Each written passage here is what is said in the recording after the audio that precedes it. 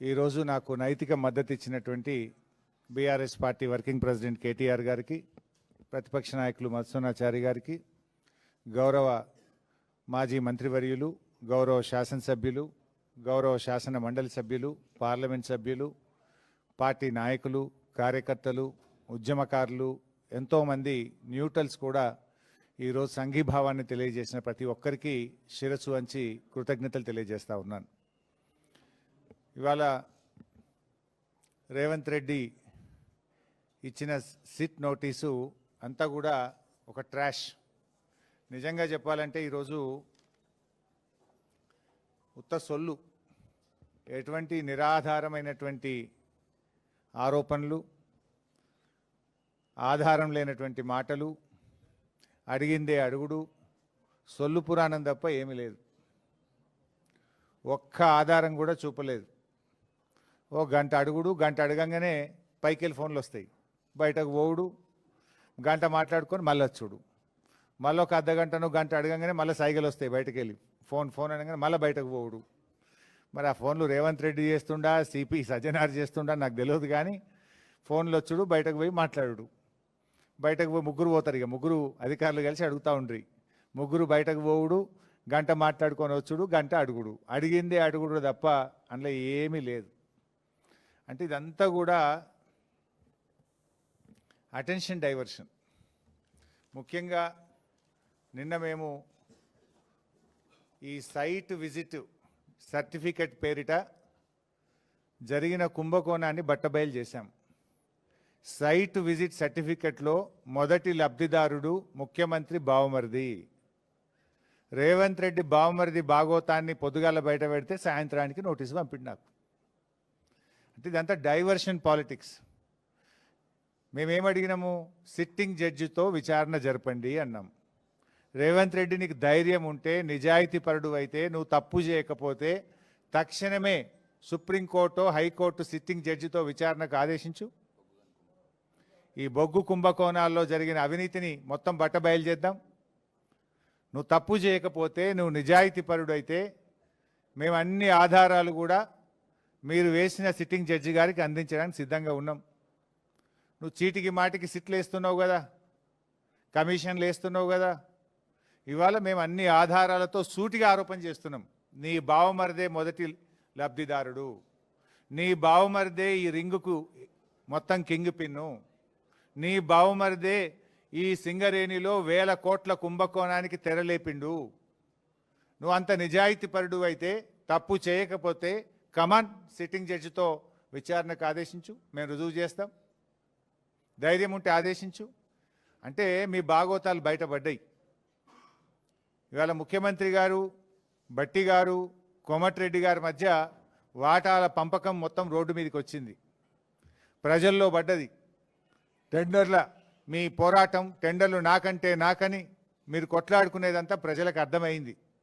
దాని నుంచి డైవర్ట్ చేయడానికే ఈ సిట్టు, ఈ లట్టు పొట్టు, ఏదో చిల్లర నోటీసుల కథ పెట్టినావు నువ్వు. సరే, మాకు చట్టం మీద గౌరవం ఉంది, తప్పకుండా గౌరవిస్తాం, ఎన్నిసార్లు పిలిచినా హాజరవుతాం. మాకు ఉద్యమాల నుంచి వచ్చిన కార్యకర్తలం మేము. కేసీఆర్ గారి నాయకత్వంలో రాటుదేలిన బీఆర్ఎస్ బిడ్డలం, తెలంగాణ ఉద్యమ కన్న బిడ్డలం. ఉద్యమాలు, పోరాటాలు మాకు కొత్త కాదు, అక్రమ కేసులు అంతకంటే కొత్త కాదు, అరెస్టులు అనేటివి మాకు కొత్త కాదు. ఆనాడైనా కేసీఆర్ గారి నాయకత్వంలో వందలాది కేసులు పెట్టిన నిజాయితీగా తెలంగాణ ప్రజల పక్షాన కేసీఆర్ గారి నాయకత్వంలో పోరాడినాం. జైళ్లలో పెట్టిన రెట్టించిన ఉత్సాహంతో తెలంగాణ కోసం పోరాడినాం. ఇలా మేము మీ కాంగ్రెస్ నాయకుల లెక్క సిట్ నోటీసులు రాగానే పారిపోయేటోళ్ళం కాదు. మేము మీరు పిలిస్తే వచ్చినాం, బాజాప్తా వస్తాం. మీరు ఎన్ని ప్రశ్నలు అడిగినా సమాధానాలు చెప్తాం. ఈ అక్రమ కేసులు, ఎందుకంటే ఇవన్నీ ఇట్లాంటి అక్రమ కేసులు ఆనాడు సమైక్య రాష్ట్రంలో సమైక్యవాదులు మా మీద అనేక అక్రమ కేసులు పెట్టినారు. ఇన్ఫ్యాక్ట్ మీరు ఇచ్చిన నోటీసులు మాకు దక్కిన గౌరవంగా భావిస్తాం. ఎందుకు ఈ మాట అంటున్నా అంటే, పొద్దుగాల నీ బామ్మర్ది భాగవతం బయట పెట్టి సాయంత్రం నోటీస్ ఇచ్చినావు. ఇది రాష్ట్ర ప్రజలందరికీ అర్థమైపోయింది కదా. అంటే నువ్వు నీ భాగవతాన్ని బయటపడకుండా ప్రజల్లో పడకుండా అటెన్షన్ డైవర్షన్ కోసం నువ్వు నోటీస్ ఇచ్చినావు. ఈ మాత్రం రాష్ట్ర ప్రజలకు అర్థం కాదా? రాష్ట్ర ప్రజలు అన్ని విషయాలు గమనిస్తూ ఉన్నారు. ఇన్ఫ్యాక్ట్ నువ్వు ఒక ప్రైవేట్ కంప్లైంట్లో కోట్ల రూపాయల డబ్బు ఖర్చు పెట్టి సుప్రీంకోర్టు న్యాయవాదులను పెట్టి నన్ను అక్రమ కేసులో ఇరికించాలని ప్రయత్నం చేసినావు. హైకోర్టు కొట్టేసింది. నువ్వు సుప్రీంకోర్టుకు కూడా పోయినావు. సుప్రీంకోర్టు కూడా కొట్టేసింది. న్యాయం గెలిచింది, ధర్మం నిలిచింది. అయినా నువ్వు మళ్ళా ఇంకో కేసులు ఇరికిద్దాము అని మళ్ళొక సిట్టు పెట్టినావు. ఇప్పటికీ నువ్వు 6 గ్యారంటీలు ఎగబెట్టినావు. నువ్వు యనుమల రేవంత్ రెడ్డి కాదు, ఎగవేతల రేవంత్ రెడ్డి అంటే మానకొండూరు పోలీస్ స్టేషన్లో కేసు పెట్టినావు. రైతు రుణమాఫీ చెయ్యలేదు, దేవుని మీద ప్రమాణం చేసి రైతుల్ని దేవుణ్ణి మోసం చేసినావు రేవంత్ రెడ్డి అంటే యాదగిరిగుట్టల కేసు పెట్టినావు. వరద బాధితుల్ని పరామర్శించడానికి పోతే ఖమ్మంలో రాళ్ల దాడి చేపించి ఖమ్మంలో కేసు పెట్టినావు. ఎవరో ట్వీట్ చేసిందని చెప్పి నా మీద హైదరాబాద్లో పోలీస్ స్టేషన్లో కేసు పెట్టించినావు. ఘోష్ కమిషన్ వేసి కమిషన్ పేరిట డైవర్షన్ రాజకీయాలు చేస్తే అసెంబ్లీ సాక్షిగా ఆ కమిషన్లో ఉన్న విషయాలను కుండబద్దలు కొట్టినట్టు 6 మంది మంత్రులు మీరు మాట్లాడినా ఎంత డైవర్షన్ చేసినా ఆ కమిషన్ అంతా డొల్లా అని ఆధారాలతో సహా అసెంబ్లీ సాక్షిగా వివరించాం. నిన్న నీ బామ్మర్ది బొగ్గు కుంభకోణం బయట పెట్టంగానే సాయంత్రం మళ్ళొక సిట్ నోటీస్ పంపినావు. ఇది రాష్ట్ర ప్రజలు గమనిస్తున్నారు. రేవంత్ రెడ్డి పోలీసులను వెనక పెట్టుకొని పిరికి పందలాగా నాకు సిట్ నోటీసులు ఇచ్చుడు కాదు. ధైర్యం ఉంటే రాజకీయంగా ఎదుర్కో. కమాన్ మాట్లాడదాం, ఏడ కొట్లాడదామో కొట్లాడదాం. నీకు ధైర్యం ఉంటే 6 గ్యారెంటీల మీద మాట్లాడదాం, రైతు రుణమాఫీ మీద మాట్లాడదాం, బొగ్గు కుంభకోణం మీద మాట్లాడదాం, ఇండస్ట్రీస్ కుంభకోణం మీద మాట్లాడదాం, భూముల కుంభకోణం మీద మాట్లాడదాం, పవర్ కుంభకోణం మీద మాట్లాడదాం, ఏ కుంభకోణం మీద మాట్లాడదాం. నీ ప్రభుత్వం కుంభకోణాలకు నిలయంగా మారింది. నీ ప్రభుత్వం ఇవాళ మొత్తం ఎక్కడికక్కడ దోచుకొని తింటా ఉన్నారు.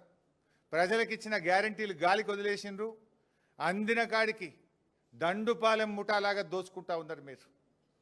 మీ దోపిడికి మేము అడ్డు వస్తున్నామని, నీ దోపిడిని కేటీఆర్ గారు మా బీఆర్ఎస్ నాయకులు ఎక్కడికక్కడ ప్రశ్నిస్తున్నారని నువ్వు చిల్లర రాజకీయాలకు పాల్పడతా ఉన్నావు. నువ్వు ఎన్ని కుట్రలు పన్నినా, నువ్వు ఎన్ని కేసులు పెట్టినా, నువ్వు ఎన్ని నోటీసులు ఇచ్చినా బీఆర్ఎస్ గొంతులు సింహంలాగా గర్జిస్తూనే ఉంటాయి.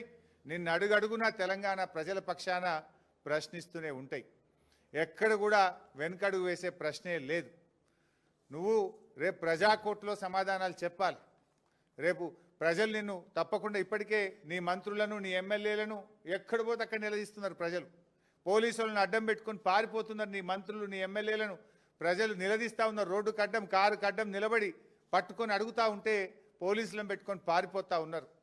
రేపు ప్రజలు తిరగబడే రోజులు కూడా దగ్గరలో ఉన్నాయి. నువ్వు సిట్టు, లట్టు, పొట్టు ఎన్నన్నా వేసుకో, ఏమన్నా చేసుకో, మాకు న్యాయస్థానాల మీద గౌరవం ఉంది. నువ్వు ఎక్కడికి పిలిచినా వస్తా, ఎన్నిసార్లు పిలిచినా వస్తా, నిజాయితీగా సమాధానాలు చెప్తాం.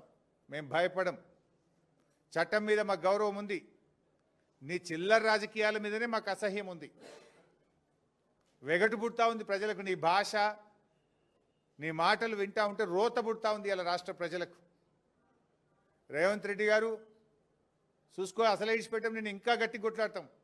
నీ 6 గ్యారెంటీల అమలు మీద, నీ కుంభకోణాల మీద మేము మా పోరాటాలు జరుపుతూనే ఉంటాం.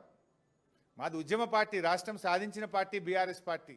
మేము కేసీఆర్ సృష్టించిన సైనికులం, కార్యకర్తలం. మాకు త్యాగాలు తెలుసు, మాకు పోరాటాలు తెలుసు. నీలాగా వెన్నుపోట్లు, కుట్రలు, కుతంత్రాలు, చీకటి రాజకీయాలు మాకు తెలియవు. మా కేసీఆర్ నేర్పింది పోరాటం, త్యాగం, ప్రజల పక్షాన నిలబడడం మా కేసీఆర్ గారు నేర్పిండ్రు. నువ్వు ఎన్ని సిట్ నోటీసులు పంపుతో పంపు, మేము భయపడేది లేదు. కానీ నువ్వు దర్యాప్తు పేరు మీద ఆడుతున్నటువంటి ఈ నాటకం తెలంగాణ ప్రజలు నిశ్చితంగా గమనిస్తూ ఉన్నారు. నాకు తెలిసి ఇవాళ మళ్ళీ లీక్ ఇస్తారు. ఇట్లయిందట, అట్లయిందట, లోపలనో ఓ చిల్లర లీక్ ఇస్తారు. దమ్ముంటే వీడియో బయట పెట్టు. మొత్తం వీడియో రికార్డింగ్ అయింది కదా. I am challenging Revanth Reddy. ఇవాళ జరిగిన నన్ను అడిగిన ప్రశ్నలు నేను చెప్పిన సమాధానాలు మొత్తం వీడియో బయటపెట్టి రాష్ట్ర ప్రజలు చూస్తారు. చిల్లర లీకులు ఎందుకు ఇస్తావు? మళ్ళీ నాకు తెలిసి ఇప్పుడు సాయంత్రం లీక్ ఇస్తారు. లీకుల ప్రభుత్వం ఇది. లీకుల ప్రభుత్వం, స్కామ్ల ప్రభుత్వం. లీకుల మీదనే ప్రభుత్వాన్ని నడుపుతున్నాడు రేవంత్ రెడ్డి. ఎంతకాలం నడుపుతావు లీకులను? ఈ లీకులు, ఈ చిల్లర రాజకీయాలు, ఈ బురద రాజకీయాలు నడవయి. ప్రజలకు డెలివరీ కావాలి. ప్రజలకు ఇచ్చిన మాట నిలబెట్టుకోవాలి. అరే నాట్లు పడుతున్నాయి, ఇదివరకు రైతు బంధు ఇయ్యలే. రైతు బంధు ఎప్పుడు ఇస్తావో చెప్పు. నాట్లకు కేసీఆర్ పైసలు ఇస్తే నువ్వు ఓట్లకు పైసలు ఇస్తున్నావు. ఓ పంటకు ఇస్తున్నావు, ఓ పంటకు ఎగబెడుతున్నావు. ఓ పంటకు బోనస్ ఎగ్గొట్టినావు, 2 పంటలకు రైతు బంధు ఎగ్గొట్టినావు, సగం మందికి రుణమాఫీ ఎగ్గొట్టినావు, పంటల బీమా ఉత్తదే చేసినావు. అంతా 2 లక్షల ఉద్యోగాలు ఉత్తదే అయిపోయింది. మహాలక్ష్మి 2500 పత్తా లేదు. 4000 పింఛను ఇవాళ ముసలోళ్ళు కళ్ళల్లో వత్తులు వేసుకొని అవ్వాతాతలు ఎదురు చూస్తున్నారు. వాటి గురించి మాట్లాడు. ఈ నోటీసులు మమ్మల్ని భయపెట్టలేవు సరికదా, మీ పతనాన్ని మరింత వేగవంతం చేస్తాయి. గుర్తుపెట్టుకో రేవంత్ రెడ్డి. ఇలాంటి నోటీసులతో మేము భయపడం. నీ రాజకీయ పతనం మరింత పేక మేడల్లాగా కూలిపోయే రోజులు దగ్గరలో ఉన్నాయి. నీ పతనానికి నువ్వే నాంది పలుకుతున్నావు. నీ పతనానికి నువ్వే అడుగులు వేస్తూ ఉన్నావు. ఈ నోటీసులు నీ పతనాన్ని వేగవంతం చేస్తాయి. చూసుకుందాం. బట్ మేము ఫైనల్గా మళ్ళీ డిమాండ్ చేస్తున్నాం.